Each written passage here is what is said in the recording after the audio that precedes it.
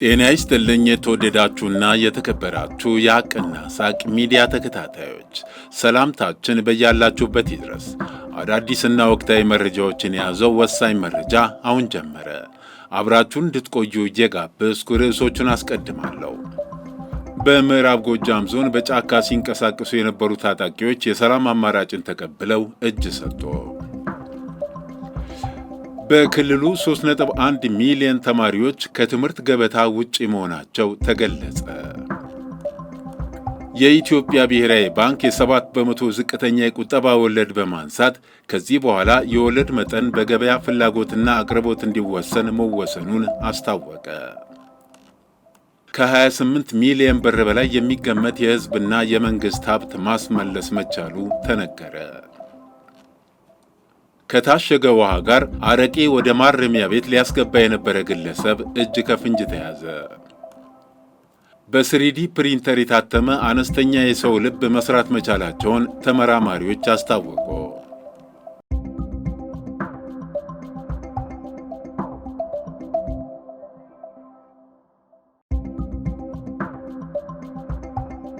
በምዕራብ ጎጃም ዞን በጫካ ሲንቀሳቀሱ የነበሩ ታጣቂዎች የሰላም አማራጭን ተቀብለው እጅ ሰጡ። በምዕራብ ጎጃም ዞን በጃቢ ጠህናን ወረዳ በጫካ ሲንቀሳቀሱ የነበሩ ታጣቂዎች የሰላም አማራጭን ተቀብለው ገብተዋል።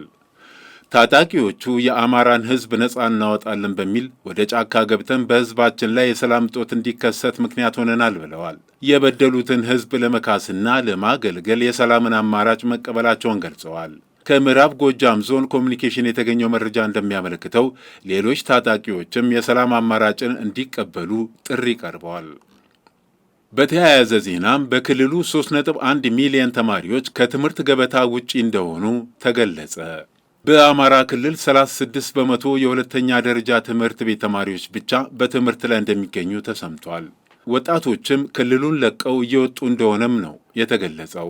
በአማራ ክልል በኢትዮጵያ መንግስትና በፋኖ ኃይሎች መካከል እየተካሄደ በሚገኘው ጦርነት ምክንያት በርካታ የትምህርት ተቋማት ከመማር ማስተማር ውጭ ሆነዋል ተብሏል። ተማሪዎችም ትምህርት ለማቋረጥ ተገድደዋል። በምስራቅ ጎጃም ዞን ፈረስ ቤት ነዋሪ የሆኑ ግለሰቦች እንዳስታወቁት እነርሱ ልጆቻቸውን እድል ቀንቷቸው ከተማ ልከው ማስተማር ቢችሉም በርካቶች ከትምህርት ውጭ መሆናቸውን ይናገራሉ። ከነዋሪዎቹ አንዱ እንደገለጹት በአጋጣሚ የኔን ልጅ ወደ ኮሶበር ከተማ ላኳት። ዘመድ ጋ እዚያ ሄዳ ትማራለች። 99 በመቶ አልተማረም። 1% ቢሆን ነው ያስተማሩት፣ እድል ቀንቷቸው ብለዋል። በምስራቅ ጎጃም ዞን መምህር የሆኑት አስተያየት ሰጪም አሁን በጎጃም ቀጣና ሴቶች ያለ ትምህርት ከተቀመጡ ሊያገቡ ይገባል በሚል እሳቤ ለባል እየተሰጡ ነው ብለዋል። ከተማ ላይ ያሉት ይማራሉ፣ ከስንት አንዱ ነው እየተማሩ ያሉት። በተለይ ገጠሩ አሁን ሰርግ ላይ ነው፣ አብዛኛው እያገባ ነው፣ ከጥር 3 ጀምሮ ሰርግ ነው ብለዋል። በምስራቅ ጎጃም ዞን መምህር የሆኑት አስተያየት ሰጪም ተማሪዎች ትምህርት በማቋረጣቸው ለሞት እየተዳረጉ መሆናቸውን ገልጸው መምህራንም ለችግር ተዳርገዋል ብለዋል። የአማራ ክልል ምክር ቤት ሰሞኑን ባካሄደው 6ኛ ዙር 5ኛ ዓመት 11ኛ ጉባኤ ላይ በክልሉ ያለን የትምህርት አፈጻጸም የገመገመ ሲሆን በምክር ቤት አባላቱም አስተያየት ተሰጥቶበታል። አሁን በክልሉ በተፈጠረ የጸጥታ መደፍረስ ምክንያት ትምህርት መማር ያልቻሉ ወጣቶችን ከክልሉ ለቀው እየወጡ እንደሆነ ተነስቷል። የአማራ ክልል ትምህርት ቢሮ የሥራ ሪፖርቱን ለክልሉ ምክር ቤት ሲያቀርብ በክልሉ የቀረበው የጸጥታ ችግር የተማሪ ምዝገባ ሂደቱን በታቀደው መልኩ ለመከወን አላስቻልም ማለቱን ጠቅሶ የዘገበው የጀርመን ድምፅ ነው።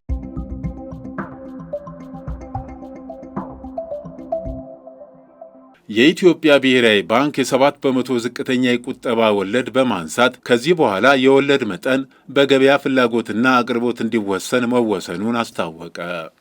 የኢትዮጵያ ብሔራዊ ባንክ ለዘመናት ተግባራዊ ሲያደርገው የቆየውንና በሕግ ተወስኖ የነበረውን የ7 በመቶ ዝቅተኛ የቁጠባ ወለድ በማንሳት ከዚህ በኋላ የወለድ መጠን በገበያ ፍላጎትና አቅርቦት እንዲወሰን መወሰኑን አስታውቋል።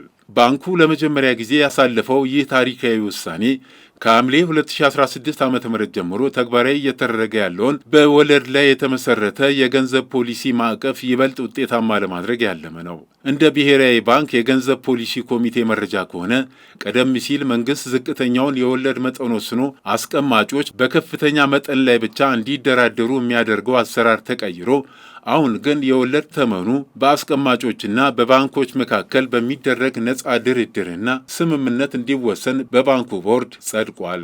የዚህ ፖሊሲ ዋና ዓላማ በኢኮኖሚ ውስጥ የሚዘዋወረውን የገንዘብ መጠን በወለድ በኩል በመቆጣጠር የዋጋ ንረትን ለማረጋጋትና የባንኮችን የውድድር መንፈስ በማሳደግ ቁጠባን ለማበረታታት መሆኑ ተጠቁሟል።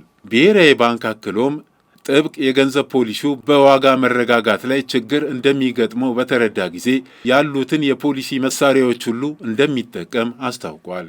የገንዘብ ፖሊሲውን አሁን ላይ ከማላላት ይልቅ ይበልጥ ጥብቅ ያደረገው ኮሚቴው ባንኮች በብሔራዊ ባንክ ዘንድ እንዲያስቀምጡ የሚገደዱት ወርሃዊ አማካይ የመጠባበቂያ ክምችት ምጣኔ ከነበረበት በ2 በመቶ በማደግ ወደ 10 በመቶ እንዲያድግ ተወስኗል። ዕለታዊ ዝቅተኛው የመጠባበቂያ ክምችት ግን በነበረበት 5 በመቶ እንዲቀጥል ተደርጓል።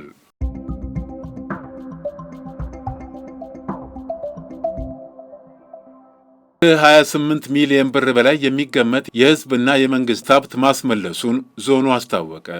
የጉራጌ ዞን ፍትህ መምሪያ በ2018 በጀት ዓመት የመጀመሪያ ግማሽ ዓመት ውስጥ የመንግስትንና የሕዝብን የፋይናንስ ጥቅም ለማስከበር ባደረገው የተቀናጀ እንቅስቃሴ ውጤታማ ሥራ ማከናወኑን የመምሪያው ኃላፊ የሆኑት አቶ ኤልያስ ሰብለጋ ተናግረዋል። መምሪያው በፍትሐ ብሔር ክርክሮች፣ በሙስና መከላከልና ለተቸገሩ ወገኖች ነፃ የሕግ ድጋፍ በመስጠት ረገድ ከፍተኛ አፈጻጸም ማስመዝገቡ ተገልጿል። ከወረዳ እስከ ፌዴራል ሰበር ሰሚ ችሎት ድረስ በተደረገ የፍትሐ ብሔር የክስ ክርክሮችና የድርድር ሂደቶች በአጠቃላይ 16 ሚሊዮን ብር በላይ ለመንግስት ገቢ መደረጉን አንስተዋል። በተለይም መዛግብትን በድርድር ለመጨረስ ከተያያዘው እቅድ በላይ 93.3 በመቶ ማከናወን መቻሉ የክርክር ጊዜንና ወጪን ከመቀነስ አንጻር ትልቅ ስኬት ነው ተብሏል። ከሀብት ማገገምና ከሕግ ማስከበር ጋር በተያያዘ ሌሎች በርካታ ስኬቶች መመዝገባቸው የተገለጸ ሲሆን ከሙስና ወንጀል ጋር በተያያዘ በቀረበ የፍትሐ ብሔር አፈጻጸም 6.4 ሚሊዮን ብር የተመለሰ ሲሆን ከገቢዎች መምሪያ ጋር በመቀናጀትም 3 ሚሊዮን ብር የሚጠጋ የታክስ ዕዳ በድርድር እንዲከፈል ተደርጓል። በተጨማሪም በሕገ ወጥ መንገድ ሲጓጓዙ የተያዙ ከ1.9 ሚሊዮን ብር በላይ የሚያወጡ ንብረቶች ተሽጠው ለመንግስት ገቢ ሆነዋል። ልዩ ድጋፍ ለሚያስፈልጋቸው 627 ሴቶች፣ ሕፃናት፣ አካል ጉዳተኞችና አረጋውያን በአቃቤ ሕግና በጠበቆች አማካኝነት ነፃ የሕግ ምክርና የክርክር አገልግሎት ተሰጥቷል ያሉት አቶ ኤልያስ በዚህም ተገልጋዮቹ ጠበቃ ቢቀጥሩ ሊያወጡ ይችሉ የነበረ ከ2 ሚሊዮን ብር በላይ እንዲድን ተደርጓል።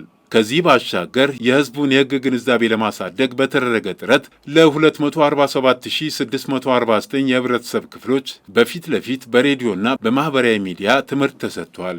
መምሪያው ምንም እንኳን የበጀት እጥረትና የመምሪያ ፖሊስ ብቃት ማነስ ያሉ ተግዳሮቶች ቢኖሩም የፍትህ ስርዓቱን ለማዘመንና የሕዝብን አመኔታ ለማግኘት የሚደረገው ጥረት ተጠናክሮ ይቀጥላል ሲሉ የጉራጌ ዞን ፍትህ መምሪያ ኃላፊ አቶ ኤልያስ ሰብለጋ ጨምረው ተናግረዋል።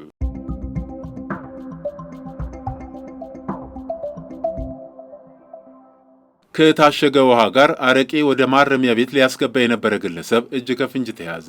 በደቡብ ኢትዮጵያ ክልል ጋሞ ዞን አርባ ምንጭ ከተማ 12 እሽግ በሚይዘው ግማሽ ሊትር የታሸገ ውሃ ውስጥ በአንዱ አረቄ በመሙላትና መልሶ በማሸግ ወደ አርባ ምንጭ ከተማ ፖሊስ መምሪያ ማረሚያ ቤት ሊያስገባ የነበረ ግለሰብ እጅ ከፍንጅ መያዙን ፖሊስ አስታውቋል። የደቡብ ኢትዮጵያ ፖሊስ ኮሚሽን ሕዝብ ግንኙነትና ገጽታ ግንባታ ዳይሬክተር ምክትል ኮማንደር አሸናፊ ኃይሌ እንደተናገሩት ከታሸገ ውሃ ጋር አረቄ በፕላስቲክ ጠርሙስ ውስጥ በማድረግ ከውሃ ጋር በማመሳሰል ወደ ማረሚያ ቤት ሊያስገባ ሲል በዕለቱ ተረኛ በሆኑት የፖሊስ አባላት እጅ ከፍንጅ መያዙን ተናግረዋል። አረቄውን ወደ ማረሚያ ቤት ሊያስገባው የነበረው ግለሰብና ተቀባዩ የክስ መዝገባቸው በመጣራት ላይ እንደሚገኝ ተገልጿል። የትኛውንም የአልኮል መጠጦችና አደንዛዥ እጾች ጨምሮ ለእስረኞች ድፍረትና አላስፈላጊ መነቃቃት የሚሰጡ ነገሮችን ወደ ማረሚያ ቤት ይዘው መግባትም ሆነ ማስገባት በሕግ የሚያስጠይቅ በመሆኑ እንደዚህ አይነት ሕገወጥ ተግባራት የሚፈጽሙ ግለሰቦች ከድርጊታቸው ሊቆጠቡ እንደሚገባና ሕጋዊ እርምጃ እንደሚወሰድባት ኮማንደር አሸናፊ ኃይሉ ተናግረዋል።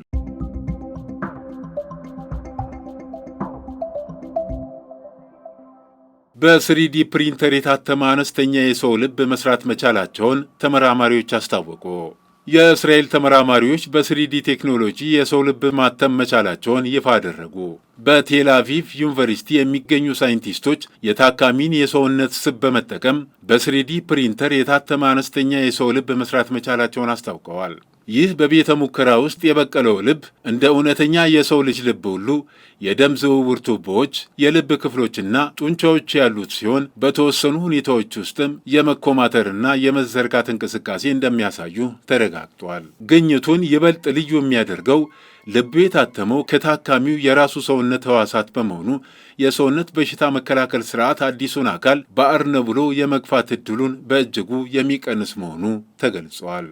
ተመራማሪዎች እንደሚሉት ግኝቱ ወደፊት በሰው ሰራሽ መንገድ የአካል ክፍሎችን በማምረት በዓለም አቀፍ ደረጃ ያለውን የልብ ለጋሽ እጥረት ለመፍታት ትልቅ በር ይከፍታል።